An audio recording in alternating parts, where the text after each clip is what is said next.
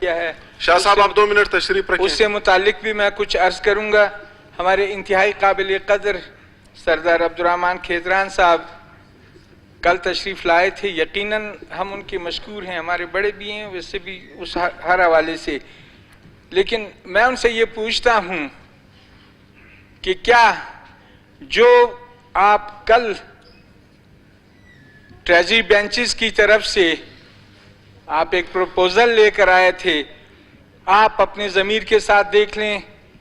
हम कोई चीज़ अपने लिए तो नहीं मांग रहे हैं, आप अपने ज़मीर के मुताबिक उससे मुतमईन हैं कि नहीं। हम अपने लिए कुछ नहीं मांग रहे हैं।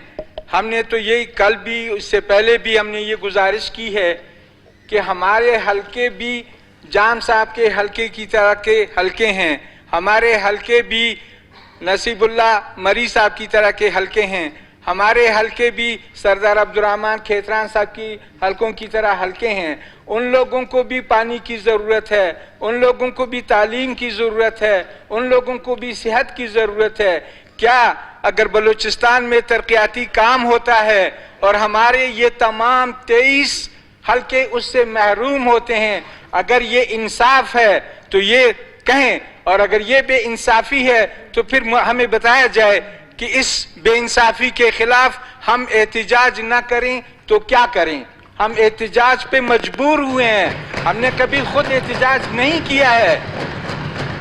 जनाब स्पीकर, आपके इल्म में है, नहीं तो मैं फिर एक दफा इसकी गर्दान करता हूं। मैं गुजारिश करता हूं कि हमारे पास हमारे इंतहाई काबिल कदर ट्रेजरी बेंचेस के साथी आए हैं, एक दफा नहीं 2-3 दफा आए हैं, वो अपने प्रोपोजल्स लेकर आए हैं। लेकिन ये खुद ये देख लें कि वो क्या वो इंसाफ पर मबनी प्रोपोजल रहे हैं या नहीं रहे हैं।